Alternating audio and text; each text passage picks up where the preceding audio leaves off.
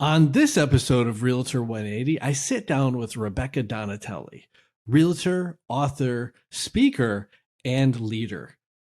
Quite impressive resume. She'll actually be divulging how she built her Instagram following to over 16,000, wrote a book, is working on another book, and all the other side projects she has going on, which is quite impressive. If you find value in this episode, please go ahead and hit that like and subscribe button so you can get more good content like this. As well, stay tuned to the very end because we're having a very special giveaway. And we're live. So I'm going to kick it off with a super hard question. No, it won't be. If you had to start your business again tomorrow, like let's say the internet went down, all your social media following vanished, your book publisher disappeared, you had no CRM, and you had to up and move to pick any state in the US and start from zero, what would you do? Honestly, I would probably get right back on social and start that from square one. If I was able to do that, and when I got into real estate, I got my license in the summer of 2015. I was not on social at all for my business. I hadn't even really thought about it. My first year in the business, I was not on social in any capacity. I had a really great first year of my business. I was rookie of the year at my brokerage, which I've since moved. But if I could go back in time, and if I were starting over even today after 7.5 years in a new place without any of the things that we have going on, I would 100% get right back on social, because that is where you can make so many amazing connections. You can really put your brand out there and really get to know folks on a lot of different levels. Let them know who you are as a realtor. Let them know who you are as just a person. You know, people know me as Rebecca Donatelli, the realtor, and just Rebecca Donatelli. So I 100% would get right back on social and start that from square one. So. Okay. So you're going to get back on social. There's clearly a lot of different apps out there, tons of platforms. How would you approach it? Which ones would you approach? How many would you take on at that one initial kickstart? When I first was exploring social media for real estate, I was looking at Pinterest and Twitter and Facebook and Instagram and LinkedIn, and I was on I had a Twitter account. I'm not on Twitter right now. And I was doing the Pinterest thing, but if I had to pick one, it would 100% be Instagram. I mean, for me, that's just where I am able to connect with, a lot of folks in a lot of different ways. There's so many great features on there that give you a broader reach. And I'm not saying that other social media platforms don't allow for you to do that. Everyone is different in its own way. Obviously, Facebook and Instagram are owned by the same company, so there's a lot of overlap as far as things that you're able to do, and also a lot of the users overlap the two of those as well. But for me, just with what I'm doing and my brand and who I am, Instagram allows me to open up in a lot of different ways and reach a lot of different people. So that's where I would get right back on there, which is where most of my business has formed, through Instagram. So. Oh, interesting. Okay. So I guess within Instagram, in your business, you're saying comes from that platform. Who do you target on that platform? Do you target agents specifically, or do you try to go after buyers and sellers? Like,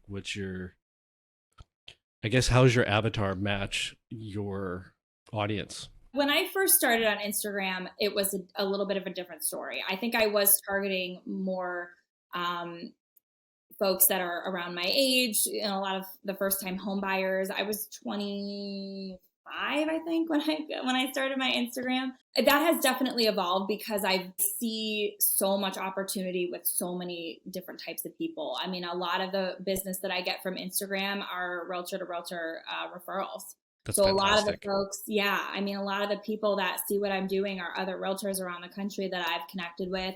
And I'm fortunate enough that with my leadership track and going to conferences and things, I get to meet a lot of those people, which is really great, and call them my friends. But there's a lot of folks, even like us, that just, connect on social and, form a a great relationship and get to know each other. And that way, whenever someone's thinking about somebody in Cleveland, hopefully I'm that person that pops into their mind where they can call me. So I really try to target everybody, just because, you really never know who is watching what you're doing and who is going to have somebody that needs to buy or sell in our market, or hopefully I can help them. I give a lot of referrals too for folks that are out of town. So it did start off as just, more consumer-based targeting, if you will, for the content I was putting out, because I didn't know that this whole other world was out there of referrals and folks that were watching, things. And a lot of them follow just, to see, hopefully they can help, get content and things for their pages and their business. And I do the same, but that really ends up turning into great relationships. So it started as one thing, but now I'm kind of just putting out my whole world, and it really targets pretty much anyone that's watching. That's fantastic. As we actually met on Instagram, and I followed you for a long time. Yeah. And it's interesting. I've definitely watched the evolution. I've seen definitely more coffee being consumed by far on your page than anybody. It's funny. I just finished mine, but I was going to cheers you, but there we go. Mine's gone. What was your biggest, clearly you've had a good run, 7 years on Instagram. You've certainly learned a lot. What would you say is like what's the biggest mess up that agents do on, let's say, Instagram specifically? Like where do you look at it and you just like, oh God, don't do that? I totally did this when I first started on Instagram. But one thing that I see a lot of agents do that I think is they're just missing an opportunity, is they're just posting strictly real estate. They're posting all of their sales. They're posting, they're at their home inspection. They've got a new listing. There's a white kitchen here. And you don't see or get to know anything about who that person is. I finally, for whatever reason, just started to kind of post a little bit more about me. And I started noticing that content was getting more engagement than the real estate stuff. And so as time went on, I was like, I really think people just want to get to know me because they know I'm a realtor. They know I sell real estate. And if you follow me, you see that. And, I think a lot of folks miss the boat. And if you look at my social media now, my Instagram, you really don't see a lot of my sales, because that's not what I like to share with folks. And I think, you just made a comment about the coffee. Like, people that know me know that I love my coffee. I always have it in hand. I drink a ridiculous amount of it. And that's just people getting to know me. And I think the sales really follow that. And when you think about it, I'm in a market where Northeast Ohio, there's 8,000 choices of realtors to choose from. So when you have, a buyer or a seller, they've got 8,000 choices. Right? All those choices, they're all licensed. They're either real estate agents or realtors. They all have a real estate license where they can, help you with the transaction. What you don't know is, who am I going to get along with most? Who is most relatable to me? Who is going to step up and be more ethical, or, be that person that's going to answer their phone? And how do I get to really make that decision? And so I really started gearing a lot of my stuff a little bit more away from the actual real estate, and focusing a little bit more on just like getting to know me and who I am. And the real estate integrates in that, of course. I work a lot. And so I am around houses and people and all things real estate all the time. So that's in a lot of my content, but it's less driven on real estate itself and more about my world, which includes real estate. So I really think that's where a lot of folks miss the boat, because they're so focused on the transactions and the sales. They forget about the fact that people are looking behind a phone screen. They want to see more than the houses that you sold. They want this. So I think that's where a lot of folks are kind of missing that boat. You make such a great point. In San Francisco, where my team is there's, I think it's like nearly 6,000 agents right now, which is absurd. And the whole place is 7 by 7 miles. So anybody with a license can do a transaction. But to your point, especially the referrals coming in, they never met you. They want to know more than your transaction experience. Like, they want to know, I know this for me, when I have clients moving to various places. I actually had a friend move to Ohio. And I pinged you about it, but it wasn't Cleveland. I was like, damn it. But I vetted a bunch of people because I didn't not only want to know how many transactions did they do, but are they going to treat my friends the same way that I would treat them? And not just like a transaction, like a human being, and actually listen to them and take care of them and nurture them through that experience. And to your point, I think that is it's such an interesting and easy observation. You know, it's funny, and I'm thinking about it, but if I were to follow like United Airlines, I don't want to see pictures of planes and engines. I want to see pictures of destinations. I want to see palm trees and oceans and good food. Yeah, Like, totally. it kind of reminds me, I can't remember who said it, maybe like Zig Ziglar, the famous salesperson who said, sell the sizzle, not the steak. Yeah. It's such a good reminder. Like, thanks for sharing that, of just like stop showing front doors and you going through them going, oh, look at this. Oh, it's such a missed opportunity. I think a lot of folks have a hard time seeing past what they think people want to see. Yeah. And it's interesting. I mean, you have facts to back it up saying that you have more engagement when you engaged yourself and not just here's another property that Zillow's showing you on their page. Right. Totally. Which that leads nicely into your book, which is, I mean, that's talk about sharing personal stories and really connecting on a human level, which is right here. Oh, It's there you go. awesome. I love it. If you're listening on the podcast, the book is called It's Your Time to Step into Leadership. Think Bigger, Rebecca Donatelli. It's really well done. Kudos. I know it's hard putting a book together. It's usually a multi-year endeavor, but then also tearing open your soul and just putting it on pages for people to read is not easy as well. But I did find the best little nugget was you did fencing. Yes, I was a competitive fencer for 10 years. Yeah. That is amazing. I went to watch my son's first epee fencing class a couple weeks ago, Oh, and it's awesome. He loves it. oh my gosh, I was an épée fencer. That was my weapon of choice as well. So that's so much fun. It's like a whole different world. When I tell people, they're like, "What?" Wouldn't have imagined that you were a fencer, but that's amazing. Thank you. Most people, it's funny. Like if people are trying to like guess they're like, "Oh, you were like a dancer, or cheerleader." I'm like, no, not quite. You're like, thanks for stereotyping me. Thanks, but no, not that there's anything wrong with dancers or cheerleaders by any means, but no, I fenced for 10 years. I was in the Junior Olympics. Amazing. Yeah, it was fun. I would love to get back into it if time allowed me to. So Oh, I hear you. I did martial arts for a number of years, and I actually feel, which, and you could speak to this as well, I feel like those lessons that you learn from practice and competing 100% translate to real estate, in that just understanding you're not going to win every single match. You're not going to do awesome every single time. Like, some days you're just going to get it served to you. No matter what you do, it's just going to be a rough day. And then some days you're on top. And I feel like it marries what we do in this business so well. yeah, 100%. Couldn't agree with you more. What got you into fencing? When we were growing up, I have an older brother, and my parents were always like, we don't care what sport you do, you just need to be active. Yeah. And so I actually did do dancing briefly before I got into fencing when I was like 4 or 5.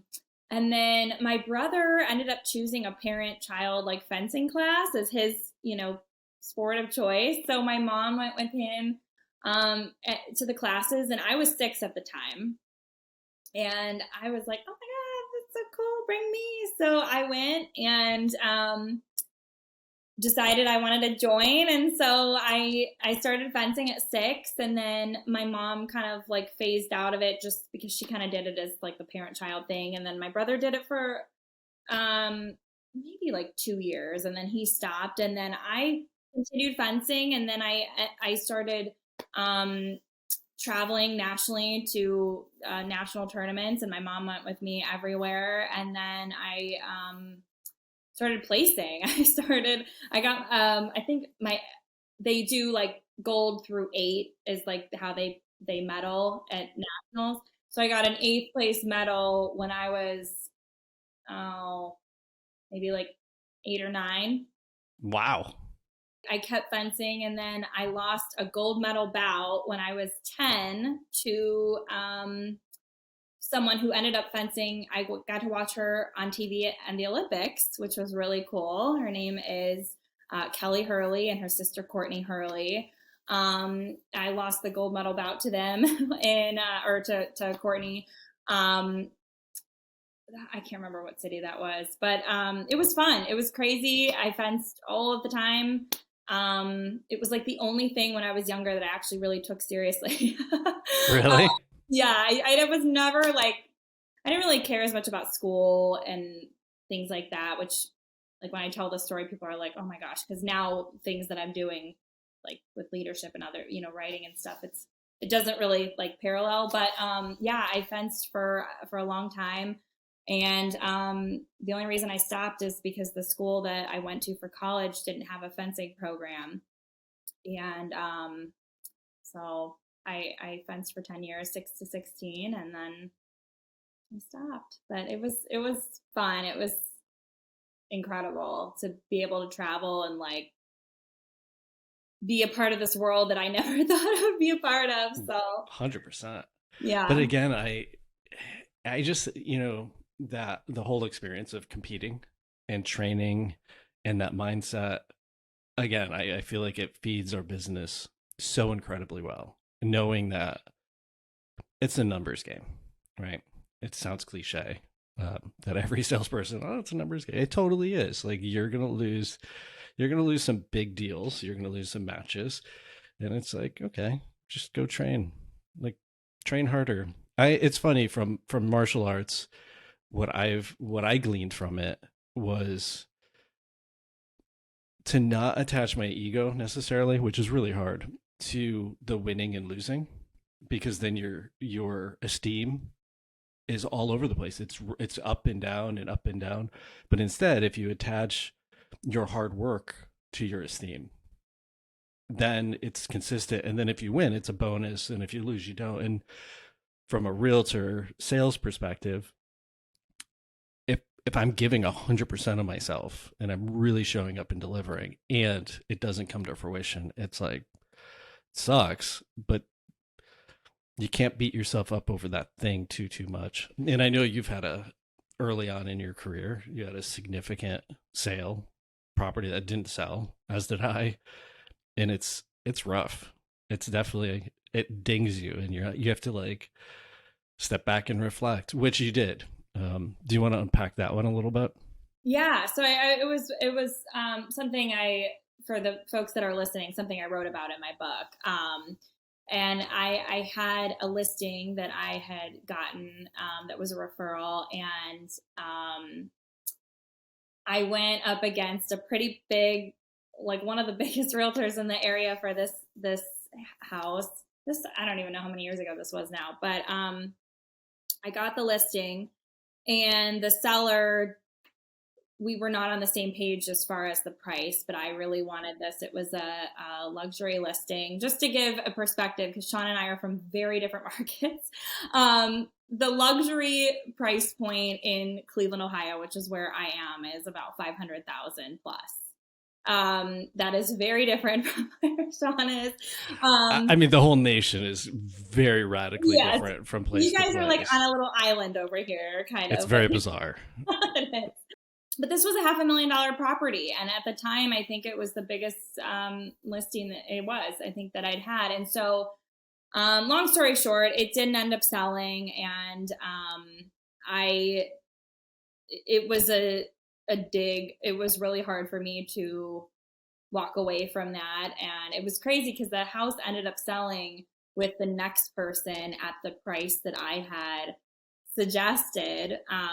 That's the worst. It was a little bit of a dig, for sure. But it was a really great learning experience. I mean, looking back on that now, I would not have agreed to list it at the price that, he had wanted to, just because it wasn't worth that much. And I was in a place where I was really wanting to take my business to the next level, and it was another listing, and it was a sign in the yard, and it was a great neighborhood. And, all of it is learning experiences, and really, I know that I wouldn't be where I am today without those things happening. So even though you look back and you're like, oh, that stings, having something like that happen, I'm grateful for those experiences, because it really taught me, number one, to have a voice and to speak up. And, when you're in real estate, you own your own business. You're spending your own time, your own money. When you're doing your listing photos and you're hosting an open house and a broker tour and you're buying food and all these different things and you're marketing and you're posting.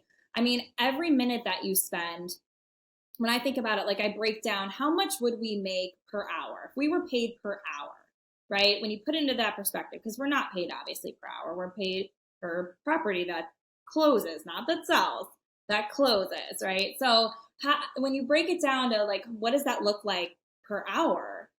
Your time is so incredibly valuable. And it's not just the money that's coming out of your pocket that you might not, I mean, all the money I spent on that property, I didn't make it back. I didn't make it back because I walked away, we parted ways. And so I didn't end up selling that house. But you have to look at your time as being incredibly valuable, and you have to be willing to speak up and know what you should and shouldn't do. And everyone goes through that. I mean, everyone in this business, we've all had, like you said, those hard times and hard clients and hard sales and hard listings and opportunities like that.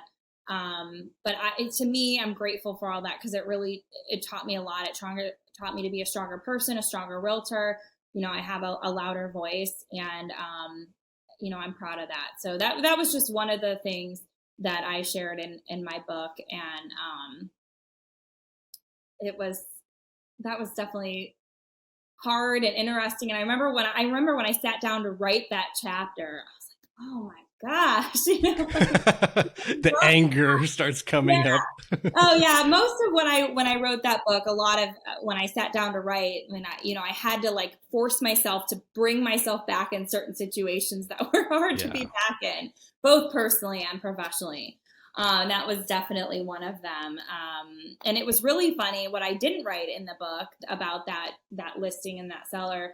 The seller actually called me after we parted ways for advice. He decided to buy with the realtor that ended up selling his home.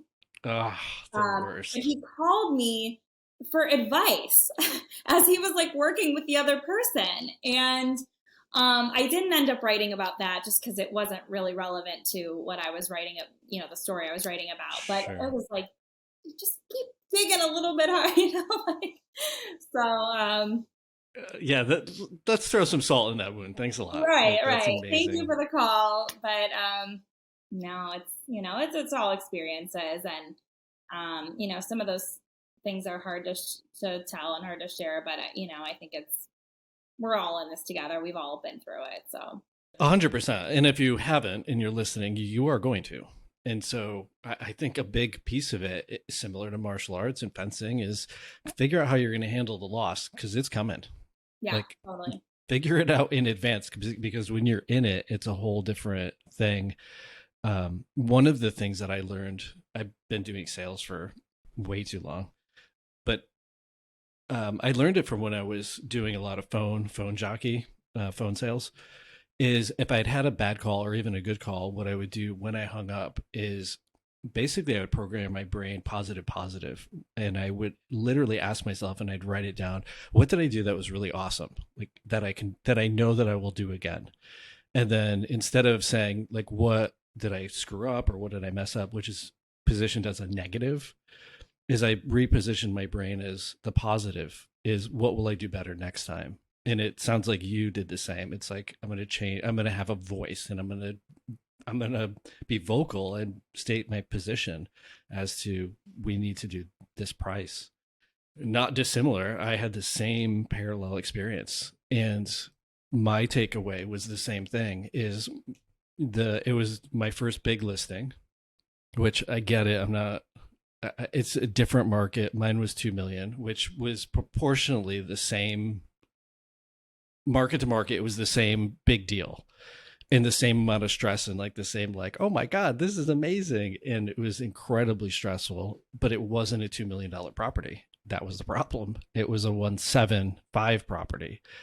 And it was painful going through that experience of talking to the clients, but not being firm enough and not backing into it with the data or however they needed to hear it at that time. And then, struggling through this listing for 90 days without being able to do a single price reduction was just awful. The crazy part, which made me feel a little bit better, is the second agent who took the listing sat on it for an additional 90 days.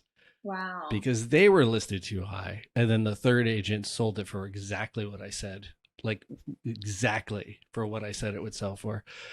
So it sucks. But there's such good lessons of either A, I'm not taking that listing because my hourly cost, my opportunity cost is way more than me just sitting on this thing for all that for 90 days and having me and my team and my marketing money just vanish. So it's smarter sometimes to just walk away. I think a lot of folks, especially in our business, a lot of them learn that the hard way. I mean, it's hard when you're presented an opportunity. And I mean, I had this shiny, great listing, this big price point. And it was really also like an extra compliment that I had gotten this listing over, like he's basically like the biggest realtor and he's got the highest average. Feels so good.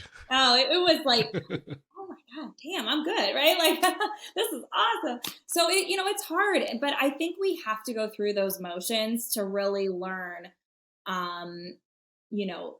who you are and how to stand up and the right business to take. And on the flip side, you have to learn from positive experiences too. Like if you have a great, listing or a great sale or a great experience, whatever it is, whether it's, as in a transaction or in something else, even if there were no qualms or no issue, like you have to learn from the good too. And you have to say, what lessons can I take from this one that worked and this one that didn't work? Because especially owning your own business, and we see this past year, we've seen such a fluctuation in the market. We had such a crazy up and then it went, more on the down. It needed to have a bit of a correction. So it's not a bad thing, but when you go through those motions, you have to be willing to learn and be just like a big sponge. And I say that maybe being a new realtor or someone who's been in for 20 or 30 years, you still have to constantly learn. And I just think that there's so many opportunities no matter what you're doing. So I agree. And I even think, which we were briefly chatting about right before we hopped on this, is just collaborating with people. And in addition to like hanging out with people who are positive and similar to either how you are or how you want to be. And it magnifies, it does amplify, because if you're with a bunch of downers and the market starts correcting itself and their production goes down, they're going to pull you. It's like crabs in a bucket. Like they're all going to just pull you down to their level, not out of malice, but just out of nature, human nature. Everybody wants it all the same. I completely agree. I try to, when I drive, especially, and when I work out, I'm always trying to listen to a podcast or an audiobook or just something in the background that's basically educating my subconscious of like, hey, this is the direction we want to go. Because it is really easy to attach yourself to a few, I'll do air quotes, failures, and then attach your esteem to that and then get into a sales slump, which everybody gets into at least once. And if you haven't, prepare, figure out how to get out of it really quick. But it just happens. Like we evolve and continue to evolve. And it's, again, if you just stay around the positive people who they're like a little hit of sunshine every time you call them, keep them on speed dial. They'll get you through it. I could not agree with you more. And I didn't realize that when I first got in the industry. And I actually was one of those weird cases where when I got my real estate license, I didn't know a single realtor, which now I feel like I talk to people and they know like, at least 3 to 5 realtors, everybody. I didn't know anybody. So I was really, I relied a lot on my broker at the time, I've moved companies, but she's always will be such an inspiration to me. But I do feel very fortunate. I've found multiple groups of really incredible people in this industry that we just keep each other going. We inspire each other. We chat all the time. I have my 30 under 30 group, which is incredible. And a lot of the folks that serve in a similar capacity as far as leadership and RPAC and that kind of group. And then just folks that I just, meet all the time that maybe aren't in those circles, but are just great people to know. And I think we all go through, like you said, everyone's going to go through a slump at some point, no matter how, killer you are, how great it just happens, and life happens too. I mean, you have other things that can be, serve as a distraction, and other things may be going on, but having those people that are constantly on your team and going to motivate you. And, I've got some of those people on speed dial that I call all the time that just, are like my group. So I think that is so, so important. Even if you just have like one or two of them, people that you really trust, that you can call at any time, that, you can either laugh with or cry with, or, just bounce ideas off of each other. So I completely agree. And there's a few different small mastermind groups that we have, and some of them it's interesting. They all kind of serve slightly different needs. Some are just friends. I actually went to lunch yesterday. I, similar to you, started with one brokerage, then moved. My second brokerage was acquired by Compass. And so there was an original group of four of us who we all kind of started at the same time. We all went through the same trials and tribulations. And it's interesting, we're all very similar in what we're doing in terms of production or growing the team. So it's nice. And it's nice to be around, again, positive people who are doing something similar to you, because they lift you up, opposed to the other side of, they're trying to pull you down, because this business is tough. Oh, totally. It definitely is. So speaking of kind of upturns, downturns, left turns, we went through a pandemic, which, first of all, no one ever expected us to. And then two, we did it as business owners. And now we're seeing a market correction, a downturn. What are you doing? What are you doing? What are you doing to kind of steer into it and continue to build your business? Yeah. So I'm going to be very transparent here. My year this year, business wise, was a little bit different than most, only because I was serving as president of my Realtor Association. And That's huge, by the way. I feel like you do a ton of stuff, which we should unpack. Sorry to interrupt. No, you're totally fine. In addition to doing that, the way a Realtor Association is run is you have a CEO of the association with staff, and then you have your leadership team, which is your president and your executive committee and your board. Well, I haven't had a CEO this year, so I've had the lovely task of also taking on that responsibility. It's been a very rewarding year, but it's not your typical year. So, and I moved companies in the midst of the year. So after 7 years, I made my first brokerage move this year. Went to Sotheby's International Realty, and I'm Congrats. so grateful for the opportunity. Thank you. To work there and love it. But no, I mean, aside from that, really, I think knowing who your circle is, your folks are, and just really keeping that going regardless of the market. Obviously nobody expected a global pandemic to hit us. And then now the rates are kind of going on the crazy. So it's like kind of one thing after the other. And we are anticipating next year seeing a membership drop because of the market changes a little bit. So I think really holding your own, having your own brand, having your own folks that are on your team. I call them like your A team, your people that really believe in your business and believe in you. They're giving you referrals. They're shouting your name from the rooftops, and also just trying to remain as positive as you can. I mean, with the year that I've had, my business looked a little bit different. It was still a very strong year for me. And I am so grateful, and I feel like I can't even believe it's December. I'm like, oh my gosh, it was just January and I was just getting into the year. I think really just keeping what you know going, being positive, and there's enough business to go around. We were just talking about this when you were on the phone whenever the other day. I think collaborating with other people, and at the end of the day, there's is even in a market that slows down a little bit, there's still enough business for the folks that know their brand, know what they're doing, whether you're new or whether you've been around for 10, 20, 30 years, just keeping that up. And that's why I said, the social profiles and things that, whether maybe your thing is mailers, everyone has their different thing, just like keeping that strong and keeping your mindset, I'm going to keep my business moving and really staying in front of people. The other thing that I have realized is you can take advantage of downtime. People are like, oh my gosh, I'm going to freak out because I'm slow or whatever.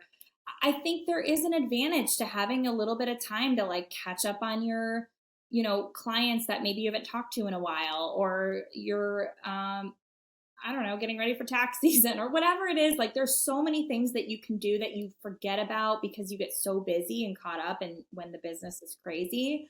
That downtime, I think, is so underutilized, and I appreciate that so much. So I also think that people need to just stay positive even during that time, because I'm one of those people, I'll be transparent, where I have to be busy all of the time. Like I don't want to sit on my couch. Yes. Like I feel, people are like, oh my God, Rebecca, did you see the latest Netflix show? And I'm like, no, I don't even know. I just recently got into Love is Blind. I'm like so far behind the whole like Netflix scene and like all these shows, because I like the hustle and I like to work, and whether it's real estate or if it's not, I'm probably writing or I'm probably doing something with RPAC, or just that's me and that's what I like. And so, and I will be honest, that's I feel like I can work on that. I can allow myself to have some Rebecca time, and sometimes I have a hard time doing that, and I'll be fully transparent about that. But I think it's okay to embrace that slow time, whether it's because of the market or because maybe you just need a mental break from work, or the craziness of a pandemic, and then a market shifting a little bit. So I know that answer went in about a million different directions, and hopefully that's okay. It's totally fine. I'm keeping up. I mean, I agree. I think one of the illusions people have is that we're going to be winning all the time.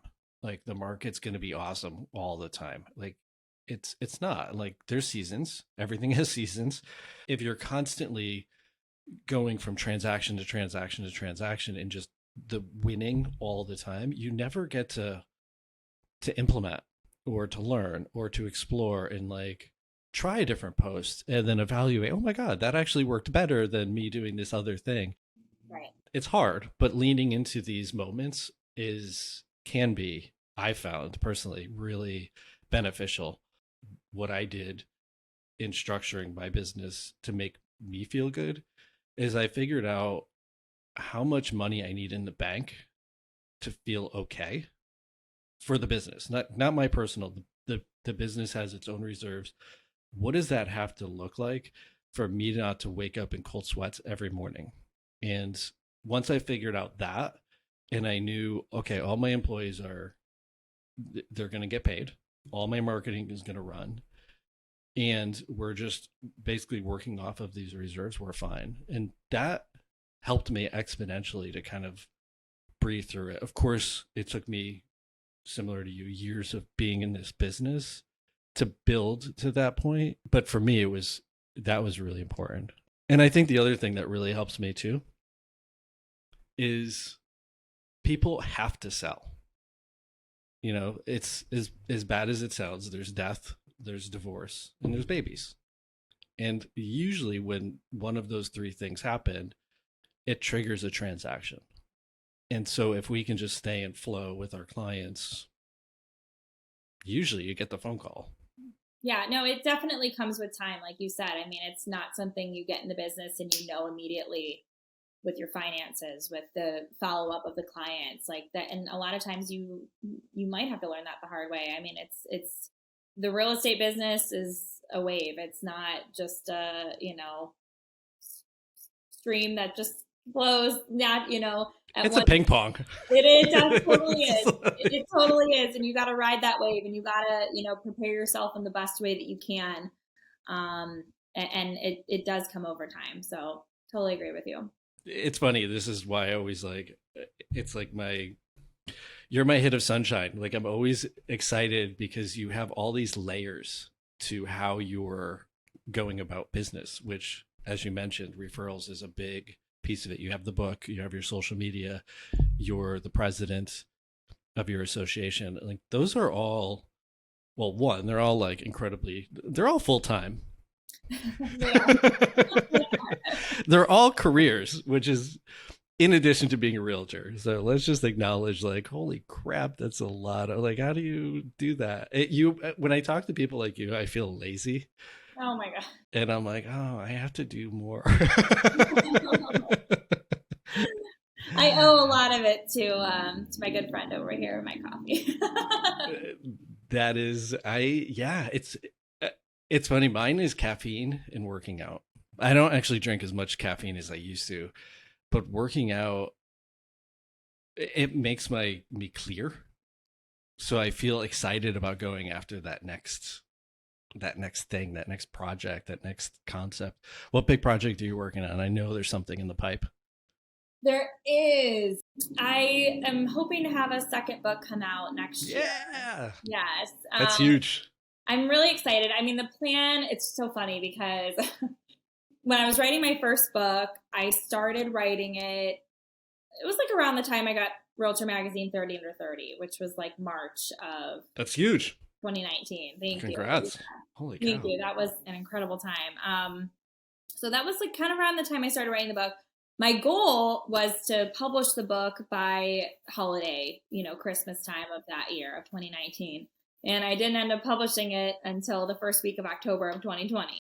It happens. And that was because of, life. I got divorced in the midst of that. And so obviously, my priorities changed a little bit. And then when I revisited the book, as I was going through my divorce, I came at it with a different perspective, and I kind of shifted gears as far as what I was saying in there. And then, so it's funny because with my second book, when I published the first one, I knew that I wanted to write another book because I love writing. I love sharing, my world and things like that. And I really just love to inspire folks. And so I told my publisher, I was like, I've already written a book. So I know the process. I'm going to knock this one out in a year. And now we're end of 2022. And I told my publisher the other day, I'm like, yeah, just let me finish this because I'm not anywhere near publishing it, which is okay because it's hard. It is really hard. And honestly, I'm not one of those people that want to write just to say I wrote a book. That's not at all. I never had writing on my, bucket list, if you will. It kind of just ended up happening where it was I was writing a journal and I ended up publishing the journal kind of thing. Second book is a little bit different. It's a totally different kind of vibe than the first one, but I want it to be right, and I want it to be something from my heart, and so that I'm okay with it taking time, especially given the other things that I have going on. Yeah, that is coming next year, hopefully, and then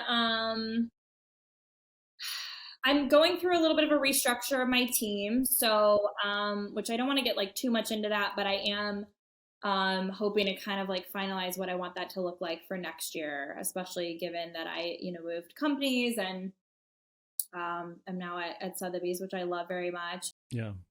I'm finishing up my presidency, and I'll be the Realtor Party Director for Ohio next year for Ohio Realtors, which is something that I have fallen very much in love with.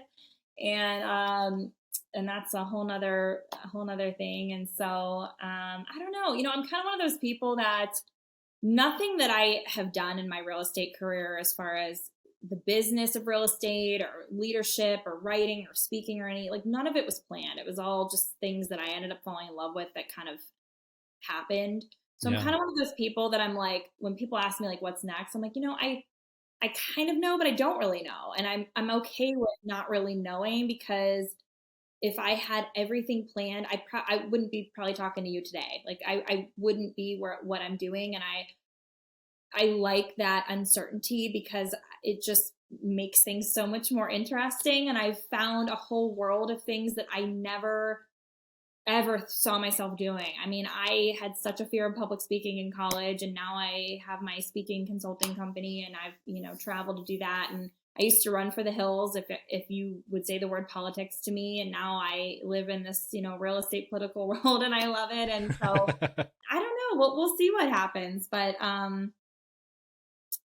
you know, that's so far what I know. So That's exciting. I mean, I agree. I mean, I think only so far ahead, and then if a good idea comes along, I explore it. And if it's a really good idea, I'm like, yeah, I want to actually put some energy towards this.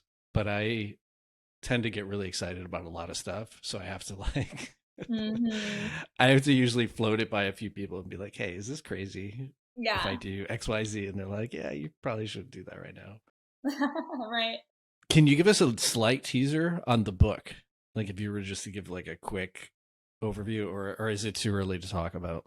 Here's what I will say about it, because I don't want to give too much away about like the content of it. My first book was in like the self-help category. It's a book on leadership and just like being the best that you can be. And I had to allow myself to be like ultra vulnerable, sharing stuff, about my divorce and about my, team and just all different things. And it was, looking at the time I was writing it, I was like, oh my God, this is like so much stuff about my life. And like looking back, it was like super surface level. Book two is not a self-help type of book. Okay. It is more of a novel. Um, and it is way more deep than book one. Okay. Is it real estate related, or is it I more mean, it personal? has real estate stuff in it, but it is not like if you were to look up books about real estate, mine would not be in that. It's not like a real estate help your business kind of book. Okay, that's If that fair. makes sense. Yeah. I'm kind of imagining like a Bourdain Kitchen Confidential. Oh, sweet. I I'm like excited. I I'm me too. I enjoyed your book, so I'm curious. Keep me posted, please, and I will. I definitely will. Like I said, the timing is, I keep giving myself these like time frames, and then life happens. And this year, like I said, my presidency just really took a lot of time, which I'm not complaining about by any means. I love every minute of it, but I have to prioritize. And when I write, which I still have written a lot this year, but I like get into the zone. I have certain places in my home and in my office that I feel best where I'm writing. Like I found there are certain places that if I sit, I can't write. Like it's weird. It's like this, you get into this really great place. Like weirdly, my bed is like a happy place for me to write. So weird. And I've had nights where when I was writing my first book at my old office before I moved brokerages, I would go there and write until like 2 or 3 in the morning by myself, locked in the office. I brought a blanket with me. I had like a little, I would like sit there. I'd bring them like a coffee or something, and I would just write because it was like a zone where it just felt right to write Yeah, like that. So, that's so um, interesting. it's weird. It's so weird. And people, if they ask me like, how do you write a book? I'm like, there's no formula that works for everybody. For everybody, it's a totally different experience. It's like some people, they could knock out a full book sitting in one place at one time over the course of like a couple weeks. Mine was very different, and I'm grateful for mine because my life experiences that I have gone through since starting to write made the book, at least my first book, as I was going through it, a much stronger book than it otherwise would have been. So it's so interesting. I completely agree. I mean, as we've discussed, I wrote a book as well, and I agree. Like there has to be. Mine wasn't a physical space. Mine was a mindset space that I had to get into in order to write, and it was like really quirky. Like for me, it was getting up super early, like 5 or 6 a.m., like when it was still dark, having coffee and my oatmeal and sitting down. And I would. It's so weird, but I would. This sounds so bizarre. I would play one of Jay-Z's albums Oh yeah. on repeat. Like not super loud, but it would wash out like that part of my brain that was just the chatter, and I was able to just focus. But I like Spotify at the end of the year they're like, "Oh, you listen to this blah blah blah like so many hours." It was like an obscene amount of hours that this album would just play on Yeah. just constant repeat because it just helped me get in that weird zone. And now it's funny now that I think about it, I'm very ritualistic with music. When I go for a run, I'll usually start with the same song every Oh time. yeah. And it just like puts me in the okay, we're doing this now. It puts like my brain in that mindset, and then it's like, and we're off. I love that. So it's funny you say that because so I talked about my physical spaces where it felt great. So I do have kind of similar but not mental space that felt the best when I was writing. And when I say this, people are going to be like, "Wow, you're really kind of weird." But my writing felt best when I was mentally, I don't want to say this without sounding totally weird. Like, okay, if I was like upset about something and then I would ease out of being upset, but like not fully like 100% happy, like that happy medium of like I was either like upset about something or like mad about something, like coming down from that, getting back into like happy place, but not 100% happy place. This like Sure. happy medium here was my mental space of writing. So I was like still a little bit emotional. So like that came out. If I was like real up and happy, that wasn't my best writing place because I wanted to have some emotion in me to where the writing was a little bit more powerful. So I would like if I got upset about something and I was like I'd be like, get your computer, let's go. You're feeling a little emotional, write it out. Like, so that it's totally weird, but it just felt like it feels that's where it feels good for me to write. So, Yeah, I mean, I think you have to figure out like where that is for you. Um, it's yeah, it's fascinating how you have to get there. But if you're writing something with like your book, there's some actual emotional content to it. As an author, if you're not feeling emotional writing it, the reader's not going to feel anything when they read it. oh, for And, sure. and so like you really do have to have like an emotional experience. I've been not writing to put a book together, just kind of like writing some of my like thoughts and ideas out. And yeah, you get moved. Like when you're writing and you're actually pouring, you're like getting angry and like typing harder. Right? like, Like, like I'll show you, and you're just like smashing keys. yeah. But I think that's where you have to go, and that it's interesting that parlays back to your book. That's leadership. If leaders go first, and if you're not doing as the writer doing that, then you're not going to lead anybody down that journey with you. And then from a marketing perspective to your audience, this is a brilliant. It's brilliant. It's a brilliant piece to share like the inside of your world and like your trials and tribulations, because I think it gives people permission to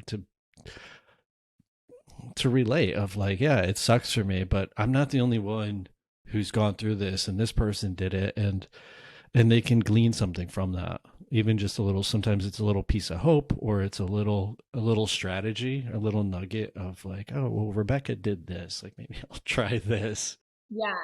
Oh, totally. Yeah. And it's so interesting you say that because really up until I published the book, if you looked at my social media, like especially my Instagram, which is, like I said, where most of my business and relationships have kind of formed and really a lot of the things that I'm doing now. But I hadn't really shared anything super vulnerable, super personal, up until, I came out with my divorce before the book was published on my Instagram. I did share that publicly with folks, but that was like the first time really. And then when the book came out, it kind of put everything into one place. And I refer to it, and it's in my book, as the rainbows and unicorns of life. Like everything was super like, I'm going to this dinner tonight. I've got this closing gift right here. I just went to a Cavs game, and now I've got this beautiful house that I'm showing, and I'm traveling here, and like I'm drinking all my, $6 lattes. Like that's what, if you looked at what I had put out there, my life kind of looked like. And so when I was starting to go through this very personal time in my life, that nobody knew about at all. I hadn't shared anything about my divorce. My family didn't even really know I was going through it. I really kept it, to myself until I was ready to share and it was final. But that's the point. I was like, and this is back to that relatability of sharing who you are, because the reality is life is never just the rainbows and unicorns. And it also gives out a false perspective of what the real estate industry really looks like. I think I've had people reach out to me on Instagram and say, I want to become a realtor because I want to do all these fabulous things that you're doing. And I want to make my own schedule. And I want to, be like on Selling Sunday, doing all these cool things and wearing all these beautiful, outfits and all that. And I'm like, oh God, this is not what the business looks like. And am I adding fuel to the fire by just sharing this like very lavish kind of world of, 5-star everything? And so for me, the book was like a liberating space to share the reality of life, that it's not those rainbows and unicorns. Are there, fabulous moments? Of course there are. There's a lot of really great times, but it doesn't all look like that. And so the book was a space for me to get real and share my life. And I don't say that in a way that I was like not being truthful about what my life looked like on Instagram. It just, I left some of that out of it. Oh, for sure. They're curated worlds. And realtors, not just realtors, people, it's social media in general. We tend to curate only the best of the best. And then we filter that and edit it even more to make it look even more amazing. And you're right. Like, I think especially with social media, we're starving for authentic people that we can resonate with. And so many people get into the business just because, there's fancy cars and nice clothes, and you get to carry a fancy handbag and all this, like all these material things. But I remember I posted a while back, I said I got into real estate because I got to choose which 80 hours a week I work. Like the perception versus reality is it's vastly different. And I appreciate you for that. I think what you bring in terms of exposing yourself authentically and being like, hey, here's me. And I think it works, and it's working very well because people resonate with that. And again, to tie it back, what I mentioned earlier is, if I'm looking for a realtor, I'm trying to match my clients or my friend or whomever it is with the person I feel that not only is going to do the best transaction, but who my client or friend or whomever is, family member, is going to like. They're going to enjoy that process, and that person isn't going to just make it a transactional experience. And relationships, good relationships, if you think about the relationship you have with your best friend versus your dentist, your best friend's relationship, it's very wide and it's very deep. Like there's a lot of contact points. Whereas the relationship with your dentist, it's very narrow, but it's very deep. It's very narrow because it's one specific topic. And I feel with agents, if we can open that up like you did, then they can connect with us, and vice versa. We can actually start having these truer connections. But to your point, which you previously brought up, I feel like a lot of people just like they're very like mine mentality. They're trying to keep and protect. This is mine. You can't look into my business and see what I'm doing because you'll steal it.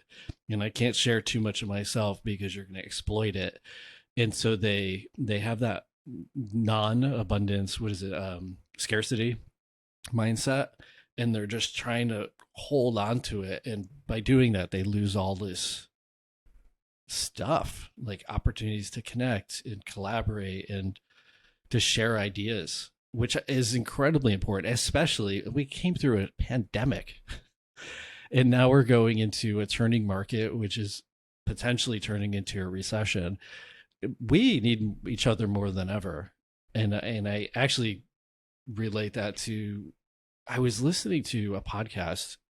I think it was before I was even a realtor. It was like a few months before I became a realtor. And the agent said their business just exploded when they realized that the agents in their community are their allies. And I was like, oh, that's such a, it's fascinating. I love that so much. And that is one of the many reasons I love serving in leadership, because that, when you're serving, like you're serving with folks that others might think of as like their competitors, like people in your area that are in the same markets, that are, in the same business. And like I told you, when we were chatting before, we have to collaborate. We have to work together. And, if I'm helping you and we're in the same market, number one, if you're a great agent, you're going to sustain your business and you're not going to have a problem sharing little golden nuggets or things that are, that. And then the other thing too, is that there's never going to be two Shawns. There's never going to be two Rebecca Donatello. Like everyone has their own thing. And, I mean, I know I wouldn't be where I am if I hadn't opened myself up to listening to what other folks, whether they're in my market or not, had to say, and sharing that with other people that ask me, or that I feel like I could help in some capacity. And I just, the ones that aren't willing to understand that, I think are so small minded. And those are the people, in my opinion, long term, that can't sustain in this industry. Because when you think about a transaction, I think I said this to you on the phone, you have typically, unless you're acting as a dual agent, but you have a listing agent, and you have your other agent, and you guys are working together to make sure that that transaction comes to a close, and everybody needs to collaborate. And, it's just the same as anything else. And you have to be willing to do that with other agents. And to me, I appreciate that so much. And I love having these kinds of conversations to where like people can just bounce ideas off of each other, or just, even if you're, as we were saying earlier, maybe if you're going through a little bit of a slump, like just talking to someone else to where then you feel like, okay, I feel better about this, and I'm going to get myself up, and I'm going to pick myself back up, and I'm going to appreciate the time that I had to myself, or to collect my thoughts, or put my, book of business back together, or whatever, and keep moving forward. So to me, collaboration is so incredibly important. And I hate to keep referring back to like the, volunteer leadership and that kind of thing, but that's really too where a lot of that comes from. I mean, you have to be willing to work with folks that, I mean, I thought when I first started, I thought these people were my competitors. Like I really didn't want anything to do with them, because I'm like, we're competing for the same business here. Like we're not going to be friends here. And that quickly, I realized fairly quickly I wasn't really going to go anywhere if I kept that mindset.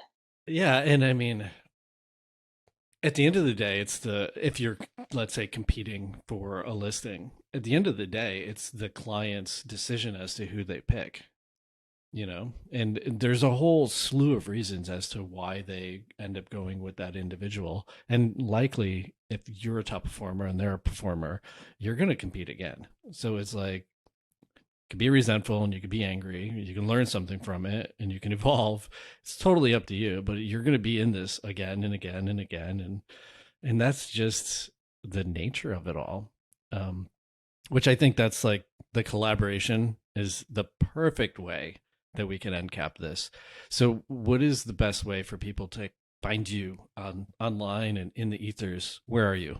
Yeah. So as I mentioned, I'm on Instagram. I share like pretty much my whole world on there. I love connecting with folks on there so they can find me. My Instagram handle is rebeccadonatelli.realtor. And my contact information is all on there. So if you click a button on my profile, you can email me, you can call me. That is probably the best place for folks to connect if they would like. Perfect. And more importantly, where can they find your awesome book? Oh, thank you. So my book is on Amazon. If you just type in Think Bigger, Rebecca Donatelli, it'll come right up. And then the link is also in my Instagram bio. So if they just click the link, it literally takes them right to the Amazon page. And I will one up that if you're following me on the different platforms, if you scroll down in the description, we will add the link there. And in addition to, I don't know how we'll work out the logistics, but we'll figure it out. I will be personally giving away 6 copies of your book. Wow. So we'll do it. The drawing will happen, let's say 30 days after this episode airs. So if you'd like it, follow, we'll figure out the logistics later, but follow in the description below. Go ahead and share, link, and subscribe, and we'll get you that information. So thank you so much for your time. I truly value it, and I'm excited for your new book to be launching soon. Thank you. Thanks so much for having me. This was so much fun. And that's a wrap.